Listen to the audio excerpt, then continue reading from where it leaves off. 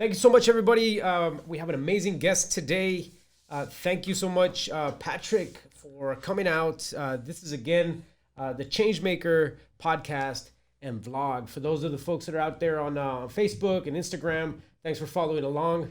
And those of us that are listening on the podcast, thank you so much. So I'm going to do a quick intro to our amazing guest today. Today's guest is Patrick Robles. He's from the south side of Tucson, Arizona. He's a graduate from Sunnyside High School, where he served as student body president. How long ago, Patrick? Last year. Last year. So fresh off the press, so to Yes, speak, sir. right? He's a Southside community activist and public education advocate. Currently, he serves as a commissioner for the Metropolitan Education Commission. Shout out to the MEC and all the great people doing great work there. A member of the U.S. Census Subcommittee. He's also a member of U of A Mecha and the U of A Young Democrats. He works for his county supervisor while he attends school at the University of Arizona, and he's a first-generation college student majoring in public management and policy. You got your resume in order here, my man. Good Yes, job. sir. Congratulations. Thank you. All right, so thank you for making the time, Patrick. Thank you for coming out. For the folks out here that are paying attention to us, we're going to be really honing in here. Patrick is a trailblazer, really getting young people excited about the political process, about education, about getting engaged and involved in communities. So we're going to be exploring this, Patrick. But before we jump into all of that, talk to us about who you are, man. Everybody wants to know, and we've said this over and over, the amazing things that you've been able to accomplish, but it took a journey to get here. Yes, it did. So tell us a little bit about that journey, man. Who was there? How did you get there? What were some of the trials and tribulations? What makes up the story of Patrick Robles? When I was in sixth grade, I went to Challenger Middle School out there in the south side, and I was listening to the announcements, and I heard them talk about a club called We the People. And in that club, we study the Constitution, the government, and then we're questioned by it by actual folks who work as judges or lawyers or study the Constitution. So I was convinced by a teacher to join that club. Her name is Missy Guerra, and I credit her for changing the course of my life. And there I was able to understand the government, understand that we, the people, are in control. That is, if we choose to do so and control the course of this nation. And so ever since then, I've been really, excited when it comes to politics and government, because I know we can make that change. And so I joined student council in middle school, ran for student body president there, then joined student council at Sunnyside. And when I went to Sunnyside, I didn't know nobody there. But I joined student council anyways. I was able to convince folks to vote for me. I made those good connections, said hello to everybody every morning. And, when you talk to folks at Sunnyside, they'll say, I left a mark. And I'm super grateful and humbled that I was able to do so. I've influenced school policy over there, got a crosswalk built. Lots of good things happened at Sunnyside. And this would not have been possible without my teachers. Those are the folks who've taught me to be, a good leader, who've taught me the good stuff that's been in the back of my mind that helps guide me. And also, this wouldn't have been possible without my family. Of course. This is all new to everybody in my family. And without a doubt, they continue to support me and love me unconditionally with all my goals and endeavors. And so I credit a lot of my success to my family, my public schools, and the folks around me, my friends, and, my colleagues at work. I credit a whole lot of folks for making me into the young man that I am today. Amazing, man. Thank you so much for sharing that, because that's something we drive home here at the school and in the community. We're constantly reminding folks that it is a journey. Absolutely. That it is a marathon. Yes. Right? This is not a sprint. This is a journey. Then there's so many people along the way that help us get to where we need to be. Yes, and I think a lot of people don't realize that. It takes hard work. It didn't just happen. It just landed on my lap. Student body president just didn't land on my lap. I had to work hard for it. I had to make those connections. I got those rejections, and I did learn from my mistakes. And so, I think folks need to realize it takes hard work, So if I'm hearing you right, it's about making the right connections. It's about being at the right place at the right time, but being willing to accept an opportunity. Yes, and it's about um, being a good person, being that person. You shouldn't be a different person when you're out there in front of folks than you are behind closed doors. You know, I'm what you see is what you get. Yep. You know, and I think there's too many folks who are different people behind closed doors, and you need to be that same person because that's how you're gonna win folks over. And you got to be able to talk to those people that aren't usually talked to. And I know that people hearing this is a breath of fresh air, right? To hear that somebody who is up and coming, who's young, who's excited, is talking this way, right? Because there have been times in the past that wasn't the norm, right? That there were these multiple personas and there were these kind of just these perceptions, let's say, Yes. right? And so now it's breaking down those silos and doing things like this, right? Getting in Right. front and being a real person and having real discussion. Yeah. Instead of this is exactly, we've had conversations, off camera here, so to speak, right?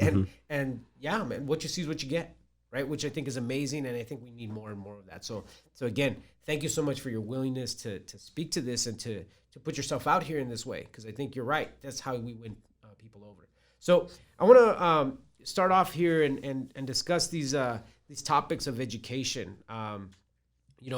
There was something interesting that just happened, the past election. Now, again, Yes. Disclaimer here for all our viewers, right? We cannot take a political stance as a school. We're apolitical. Changemaker High School is here to educate the public about these issues and help people understand, but we never will take a stand on a particular issue or candidate. And so the elections are over, Yes. but there was some very interesting things that occurred.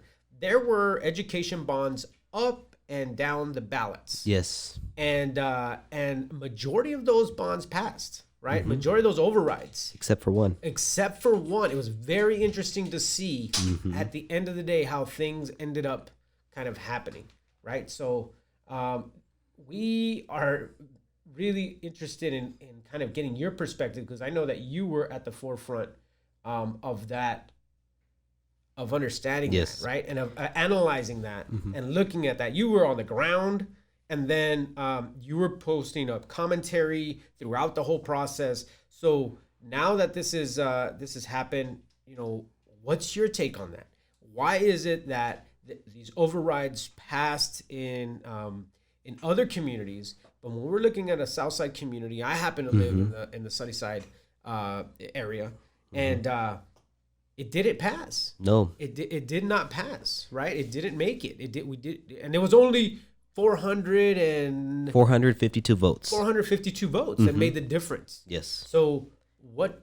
Because this isn't the first year either. No, that this it is hasn't- that it hasn't passed. right. So what's your take from being involved, being on the ground? Your experience. What's your takeaway from this? So every Saturday, I went out there knocking on doors in my community, talking to neighbors, having those one-on-one conversations. And when I was having those conversations, I was optimistic. I thought that this was for sure going to pass because we were running this a little bit differently. In previous years, we were only reaching out to Democratic voters. This year, we were reaching to voters from all creeds. And so even, folks on the other side of the aisle were very supportive of public schools in the Sunnyside School District. But, after the post-election, just thinking about why we lost. I took the day off after just to, think, have that sort of headspace just to, recuperate. And one thing that we need to keep in mind is about a decade back, we had a superintendent by the name of Dr. Izquierdo. He brought laptops to the school district, and that was a very good thing. I commend him on that. That changed the course of the Sunnyside School District. But he was also shady, and he built a negative reputation for the Sunnyside School District's leadership team. And so I think there's folks who still have that in the back of their mind. Either they still think Dr. Izquierdo's there, or they still think that the school district doesn't take care of their money. Okay. Another thing, we're in a low socioeconomic area. That's what the Southside, low SES. There may be some folks who didn't want that extra $13 a month on their property taxes, but I don't think that's the main cause, though. because there were a great number of folks who did support the override. And another thing is we're an aging community. You got a lot of nanas and tatas who live there who don't have any kids anymore. And so in the back of their mind, they may be like, I don't have kids in the school district. Why am I going to vote in support of this? Those are three things to, keep in mind as to why this didn't pass.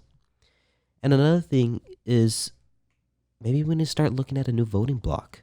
We tried reaching out to, my generation, but, they didn't come out in the numbers that we had hoped. But that means we need to work even harder, as well as reaching out to parents, those folks in Generation X, I believe. I believe that's my parents' generation. Building that coalition up so that we can get parents out there also supporting our kids. And it's all about that footwork. If you want something to pass, you could post about it, but you got to get down there on the ground. Yep. Knock on those doors. And, there's lots of good folks, but we didn't have a lot of those good folks out there. And so next time around, when we go forward, we've got to make sure everybody gets their feet on the ground, knocking on those doors, making those calls, putting those signs up. Yeah. Okay. And so some people now are wondering what's going to happen. What's going to happen? This override wasn't approved. This would be the only large school district in the area that is going to be impacted this way. There have been some estimates of a $5 million shortfall. Yes. Right. And let's clear it up for people. This is predominantly for maintenance operations and for buildings, right? This is not something that's going to impact, teachers' salaries or administrator positions or things of that nature. We're talking about the district being able to maintain and operate and continue going. This is where the most of the budget is going to be impacted, correct? So the wages of classified staff, so we're talking secretaries, custodians, nurse clerks, security guards, and a lot of the behind-the-scenes folks that work in the administration building, those wages may be affected. Okay. And a lot of those jobs may also be affected. Okay. There was talk about the fine arts programs also being cut in the elementary schools, but our superintendent was able to make some adjustments, and we'll be able to keep those programs. But this will also affect other programs. I don't have this, of course, don't know the names of it, but long story short, our students are going to be affected, and they're, a lot of our staff may end up feeling it. Yeah. So right now, just so folks aren't surprised, there's going to be some tightening of belts. Oh yeah, definitely. And there's going to be no way around it. There's going to be tightening of belts. We're going to freeze some wages. There's not going to be any what's the word I'm looking for? We're not going to no pay raises. And there's going to be some cuts. And so, quite frankly, it may take a rude awakening for folks to realize we got to vote yes, we got to turn our ballots in on time, and maybe we got to get out a Saturday or so to help campaign. So these are some direct, there's some impacts that are going to happen because this didn't go in the direction that that was hoped, right? And that's something that the community is going to have to grapple with. Yes. Right. So it's the reality that, they talk about, all politics is local, right? And this is a definite example of that. It is. Yeah. All politics is local, and to an extent, all politics is personal. This is personal for me. I graduated. I'm an alumni now. I didn't have to get up early on a Saturday morning to go knock on those doors. But I know that when our schools are prospering, our community is also prospering. It goes hand in hand. And so, we need some more folks to realize that. Yeah. So again, folks that are listening, tuning in, or just coming on in, we have Patrick Robles with us today, and doing amazing work. Doing a lot of civic engagement, doing a lot of community activism, and really here today to educate us on what it means to be involved politically, right, and what it means to take that responsibility.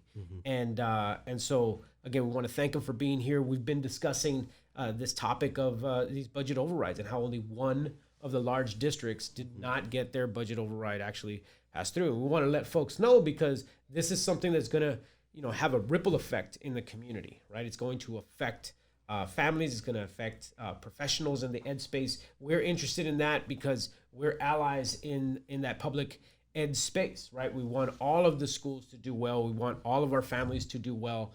And so we're talking to folks that were on the ground. Patrick was on the ground with a team, trying to get this through. It wasn't a success, and this is not the first time. So this is also one of those blows that just continues, like one of those black guys that just isn't going away, right? We need to work on that. So that's what we're really discussing. So to kind of back this up a little bit, that's specifically about the override in the current political kind of space. But a lot of activity did happen, during this election season. So we want to talk about that with respects to, what your experience has been, right? Getting engaged, seeing some of these changes. I know a few election cycles before, there was some new young folks coming into the mix.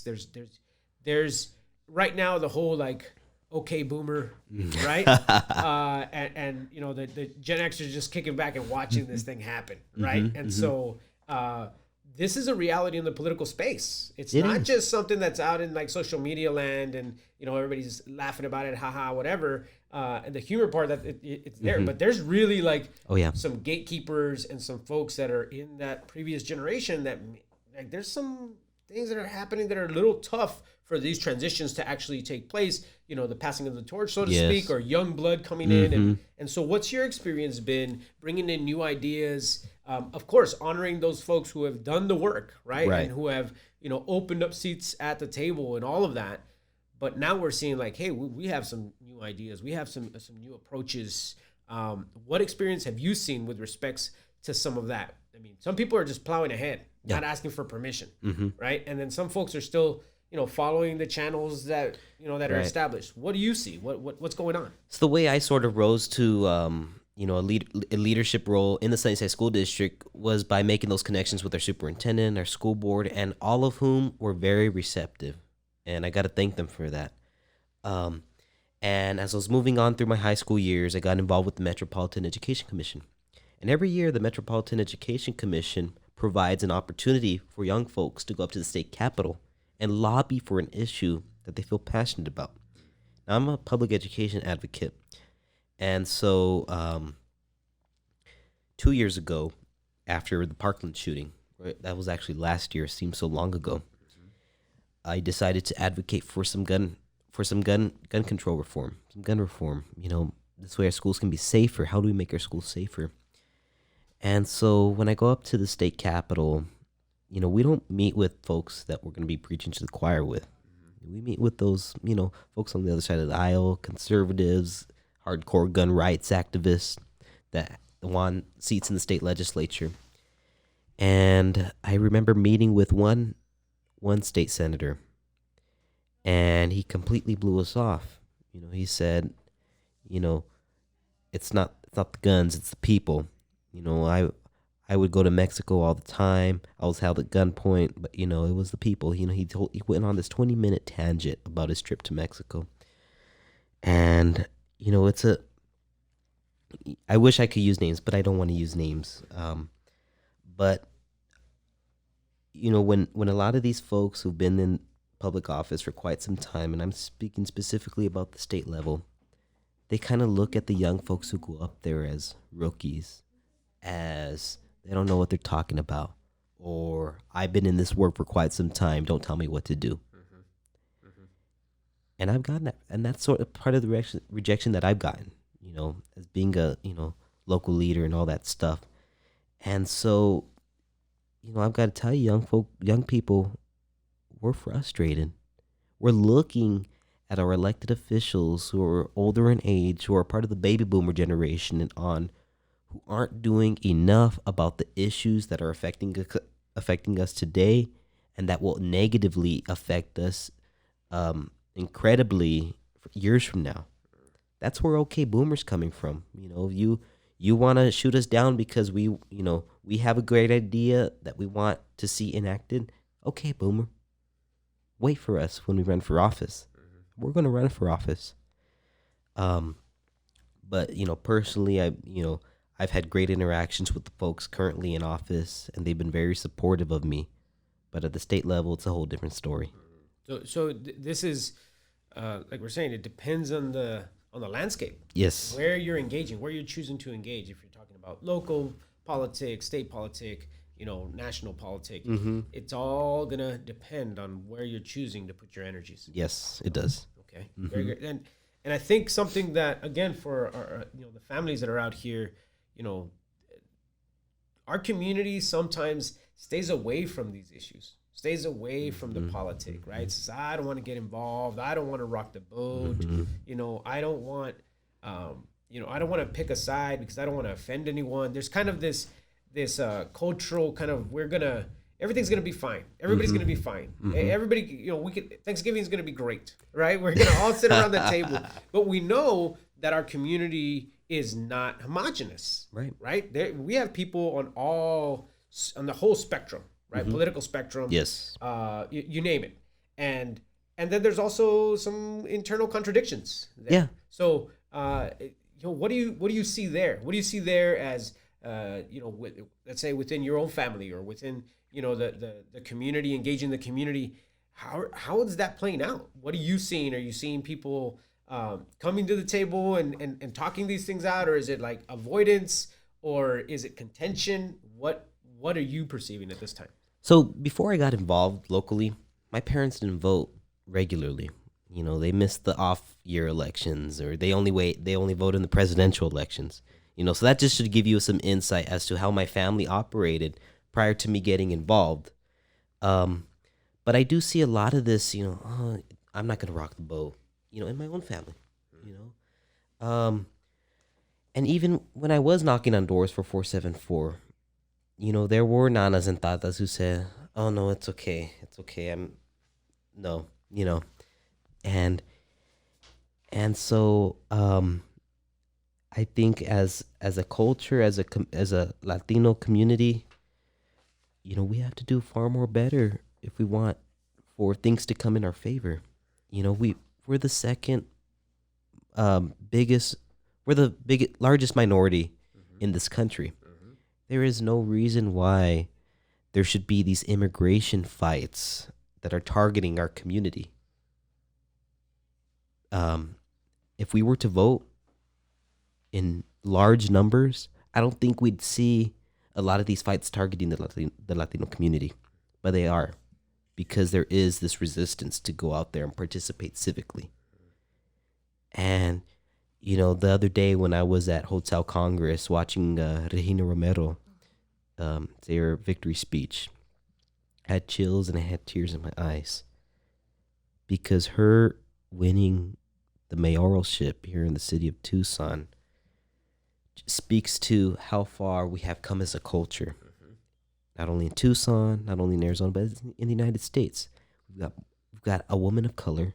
We've got a Latina, a daughter of farm workers, now holding the highest position in this city. That means that, we're coming closer to the point where Latinos will now be a force to be reckoned with. Arguably, folks may say we have been a force for decades, but I think with the Trump presidency and all that, and a contested Democratic race for the presidency on the Democratic side, she shows that we're steps closer to being a force to be reckoned with. And so this piece also speaks to kind of looking at, the African American community, right? And looking at the African American community and the trajectory that they took to gain economic and political power, right? And so there was a very large contingent of civil rights activists that then moved into politics, right? And so we have some of that. We have some of those folks that were part of, the Chicano movement, yes, who moved into politics, and you have some, those folks had to go toe to toe. Oh yeah. Even some of those individuals, right? Who we see this in the African community. That was one of their realities. We see that with Cory Booker, for example. Yes. Right, where that was his rise was having to contest the old vanguard. Right. And so that creates even more contention, Mm-hmm, right? And so as young folks, what's your advice in navigating that reality, right? And navigating the fact that, okay, we have respect for our elders and the folks who came before us. And the reality is that, we may be coming from a community that hasn't been as engaged as we would want. People don't want to rock the boat. Do we have to rock the boat? Is that what you think is needed at this time? Or is it wait your turn to then be able to move into these positions? What is it, both? What do you think? So we've got to rock the boat. But while we're rocking that boat, we've got to have some things in the back of our mind. We got to know, we've got to have we have to build an understanding of the levels of government, local, state, federal. We've got to know who's in office. We've got to know what that person supports, doesn't support, what policies they passed in the past. And so we've got to have this sort of political insight in order to instrumentally create some change. But, being respectful has gotten me a long way. But you can be respectful and be critical. That other person may not like it, but it's critical to be critical, Yeah. And so we've got to have, critical consciousness as we're entering this new political realm, and be politically conscious when we're rocking the boat of the folks we'll be affecting and how we'll be able to make that change. Because, you at the end of the day, you need the folks in power on your side. But you got to convince them first and be critical of them. And that's a hard kind of hard egg to crack, be critical and have them on your side. Yeah. I mean, some of the young people here, specifically some of the upperclassmen or seniors, I had several of them ask me, they're like, why aren't there term limits? Why aren't there term limits on some of these positions at different levels? Right. How is it that a political class can then just sit and just stay there and be very comfortable and just continue time after time to just kind of just stay in that position? Yeah. And it's hard to answer that question. It is. Right? It's hard. I mean, at the state level, for example, somebody could be in one chamber and there's a term limit, but then they can hop over to the other chamber. Mm-hmm. And we've seen that. Oh yeah. We've seen, and then they do their time, and then they hop back over to the next, and then they know the game, right? Yeah. And sometimes it's like we have young folks who are interested in learning how this is played, but there's a bottleneck. And not to say again that the work that folks have done is not effective, but it new ideas aren't getting in to the chamber, right? Because that bottleneck is there. Right, and that's when you start to be critical. You start to have that political conscience in mind, and you start to put that flame under their bottom and telling them, hey, what the heck is going on? This is what we care about. Can you help us out? So it's showing up. It's not showing up just at when we have to turn in ballots. No. Because some people, before it used to be, well, I voted in the presidential election. I did my duty. I said, right? And some other folks are like, okay, well, we started hearing about you have to also get engaged in the midterms, and that's also important. Well, there's propositions at the local level, so make sure you're staying on top of the local, et cetera, et cetera. And so it's this educational kind of process that we've gone through in this political space. There's still more to do, as you know. So what would you tell young people who want to learn this process, who want to get, like, what steps should they take to show up beyond just what is obvious, so to speak? Right. So you're concerned about a particular issue. Look it up. Does the federal government have control over it? Does the state government or local? Call that particular politician. Call their office. Let them know your concern. That's why I work for my county supervisor, because my neighborhood needed some work, and I ended up calling Supervisor Valadez. And and looking now, I interned for him, and now I'm able to be that sort of liaison for constituents who have those same concerns. So call your elected official. So that's number one. Number one, like, do the research. Do the research, yes. You better know your stuff. Yes, know your stuff. Okay, and then number 2 is make the call. Make that call. Okay, so some people are intimidated by that, Mm-hmm. right? So guide some folks through that. What are they supposed to do when they make that call? Because some people are like, well, I'm underage or I'm in high school and I'm concerned about this and they're not going to listen to me. I can't even vote. All of those concerns go through people's minds, plus everything else that we've talked about already, right? So what is that process? So in this step 2, let's break that down just a little bit. Okay. What should we do on that call? Introduce yourself. Tell them who you are. And when they know that you're a young person, they're going to get excited. Elected officials like to talk to young people. It makes them, feel optimistic and excited because it's not the usual old people that are calling all the time.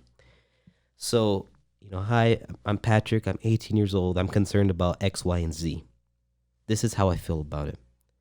And whether that elected official's on the other line or his or her secretary, let them know how you feel. And if you want a response, let them know that you want a response. Or if you even want to schedule a meeting with that person, schedule a meeting. Bring a team with you. Have some information. Know what you're talking about. And you're going to build respect between you and the elected official, and they're going to be on your side. Okay, so on that call, you're already thinking of the next step. Yes. So you're going from call a face to face. Mm-hmm. We want to. You're my elected official. I want to meet you face to face. Yes. Okay, so you're thinking about that. Mm-hmm. So then talk us through that. So okay, we went through this call. We brave enough to make that call, make that connection, say our piece. Introduce ourselves, say our piece, and then now we got this meeting. Yes. Okay, so what do we do in this meeting? Look around. See if you got folks who are concerned about that same issue you're concerned about. Bring those folks with you. Okay? Now, in the meantime, before that meeting comes, do your research, do your homework. Know what you're concerned about. And then when the meeting comes, bring those folks with you. Bring that work, bring that research information. Sit down with them. Talk to your elected official. Let them know why you're concerned. And have that conversation. And quite frankly, a lot of those conversations aren't happening as much as they should, which is why we sort of find ourselves in this divisive country at the moment. So you go in there, again, you need to know your stuff. Yes. And you need to have other individuals that are going to support that piece. Now, what should be the goal of that meeting? What are people, what's the outcome that you would hope? Mm-hmm. You're saying they're not happening enough. What's the win-win? What would the elected official want, and what does the constituent want in a good, let's say, an ideal meeting? Yeah. What would that look like? So the goal of that meeting is to get your elected official to say that he or she is going to do something about the issue you're there for. That he or she is going to introduce something at their next board meeting, or is going to make some calls to move some funding to this or that, and have them, promise something. Have them, confirm that they're going to do something. And so you've got the elected official doing that, and the young person, whoever's there, you'll be, I lost my train of thought. So what are we doing in this meeting? They're saying, I'm going to move this. I'm going to allocate over here. Yeah. They're agreeing with whatever you're bringing to the table. What are you doing? Now, in return, you remain a good constituent. Okay. You already have that relationship. You built a relationship with your elected official there. So after that meeting, you're going to remain a good constituent. Call that office when you have a concern.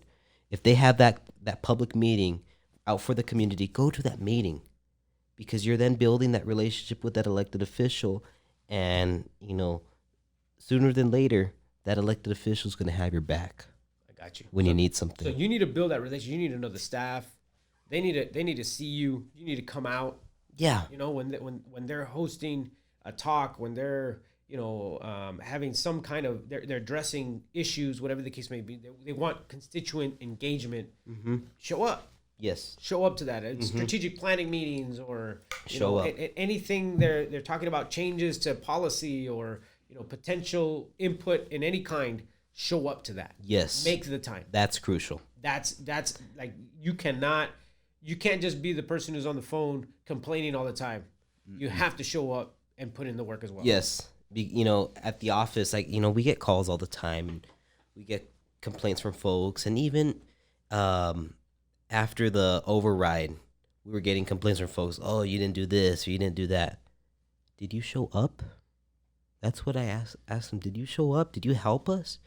You know, one of my life mantras are, you know, if you got an issue, you got a complaint, don't just, you know, suffer there and worry about it. Do something about it. We don't have enough of that. And so, you know, when you're done building that sort of relationship with that elected official, you know, you did something about it. And now you're able and you're capable of creating change. And then I would say the next piece is teach that to others. Yes. Then turn around and teach somebody else how to do this. Leaders make more leaders. Yeah. So it isn't like, I know how to get in. I know how to make the call. I know how to get that meeting. I know how to.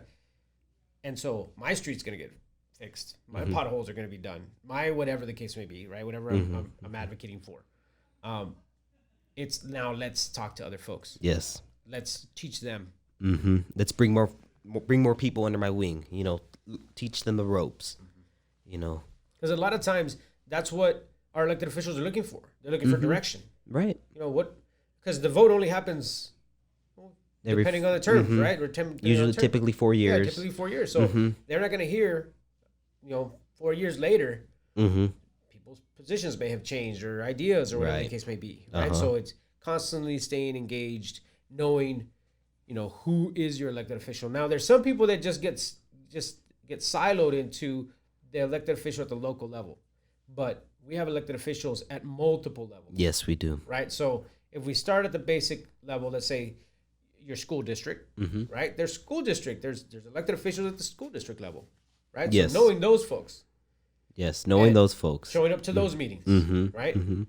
There's folks at the city level. Yes. So in Tucson, we're looking at city council. Yes, city council, mayor. Mayor and city council. So knowing who your city council rep is. Yes. Okay. And then connecting with that office and the staff and et cetera. Yes.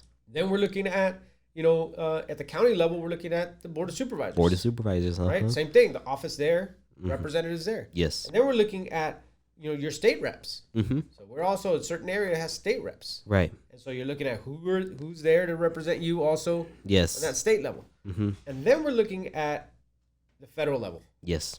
Right. And the federal level is usually we're thinking kind of the city, maybe the county, right? Sometimes people don't really look and then the federal. Right. And they just bypass these other areas. So how do you keep track of all of that? Or where do you go to find out who is my rep? Who should I be making that phone call, showing up, asking for meetings, etc.? How do you get that information? So what I usually do is I go to Ballotpedia. Okay. Ballotpedia.org or .com. Okay. And that's where you can sort of click Arizona, and then you can see the different zonings of each individual district of who your representative is, state legislature, you know, et cetera, et cetera. Also, the Pima County, on their webpage, they have a link to a GIS map. And on that GIS map, you can type in your address, and then on different tabs on the side, you can click, you know, find my congressional district, and it'll draw out, you know, the congressional districts and show you whose district you live in. So that's also very helpful. But just, you know, looking it up online, going to that Congress member's webpage to understand, you know, who's who, you know, what do they stand for? What are the issues? Are they even my representative? That's all very helpful. And so, again, for folks that are following along, thank you so much. Again, Patrick Robles is here with us talking about being civically engaged, specifically talking to us about young people and how young folks should be at the table. The pieces that fall in place here with respects to our community, our families, you know, everything that we're discussing here is extremely important so that we're at the forefront of understanding how political power works and how we need to be engaged in that process. Yes. That this is not a hands-off. This definitely needs to be a hands-on. Yep, absolutely. And so with families, how should they broach these conversations about these issues about being civically engaged with young people? What would you say to parents who are saying, what's the right age to start talking about this with my little one, right? Like there's so much to worry about. We don't want to, get involved in that because sometimes it gets kind of, ugly. There's some mudslinging and some stuff that's like, so what would you say to a parent? What's the right age? When is appropriate? Start in elementary. I remember when my mom and dad did vote, they'd take me to the polls with them. I'd stand right there in the voting booth and watch them fill out the bubble and voting for a candidate that they voted for. And so start in elementary. Take your kids with you when you go out and vote. Or if you get, a mail-in ballot, have them sit down with you. Have them watch you. That's when that clicks, that sort of civic engagement wire clicks in your brain that, hey, this is important. Start doing that. And when they see signs on the side of the road, vote for me or so-and-so for city council, if your kid asks you a question about them, talk about it with them. Starting at an early age and talking about those issues and talking about those candidates, obviously you shouldn't get, real complicated about it. But as long as the kid knows what you're talking about, that'll help them build an understanding as they get older of an understanding of the importance it is to participate in civic life. Gotcha. And speaking directly to those soon-to-be voters, right? Those 17-year-old, 18-year-olds who will be voting in the next elections coming up here. What do we need to do? What should that voting block of young people do? These young voters, you're saying, the numbers aren't as high as they should be. No. What more needs to be done? What else should be done? Because like you're saying, those folks who paid their taxes, paid their dues, send their kids to school, send them to college, they're voting in their favor, right? They're like, I don't want to give away my resources. I don't want my taxes to go up. I already, paid for the dues of my kid and schools and all of that. And so they're voting in their favor. What should young people know and what should they do? So Generation Z, my generation, we're a force to be reckoned with, but not yet, because we obviously haven't showed up at the polls. 2020 will be the test. 7 million people strong. That's how many young folks are going to be able to vote next year. Okay. Those 18, 19-year-olds, Generation Z. Millennials are the generation older than me, so they're already got a lot of folks voting. Well, they need more folks voting, but so I'm sorry, I totally forgot your question. What should these young people do? What should we do? How should we entice them? What is the process to get them more engaged? I think they've got to look at, hey, I can control the direction of this country. We can, have a say in who's voting what. Once these presidential candidates realize that my generation will come out in force next year, they're going to start releasing policy after policy that will eventually support my generation, whether it's now or in the future. It's like when you vote, you'll be recognized as and I keep on saying it, but as a force to be reckoned with. That's what it all comes down to. When they're not going to care about you until you show up at the polls. They're not going to make policies in your favor unless they see that you're voting. And that's what young people need to realize. Show that you care, the people in power are going to care. So, folks, again, you heard it first here with Patrick. Patrick, thank you so much for making the time, man. Appreciate it so much. For everybody that's out there, again, thank you for following along. Again, you can catch this later on here on Facebook, IG. There'll be some stuff out. Again, all the platforms for the podcast. Be a lookout for that. That'll be up very soon. And again, Patrick, thank you so much for everything you do, my man. Thank you so much for thank you, sir. Appreciate it. For stepping up and for definitely taking on this huge responsibility and being that voice, right? And helping families and young people understand that, yeah, we all need to be paying attention. Thank you. Doing good work. Sí se puede. Yeah, se puede. Muchas gracias. Thank you so much, my man. Have a good one. Thank you. Thank you, everybody.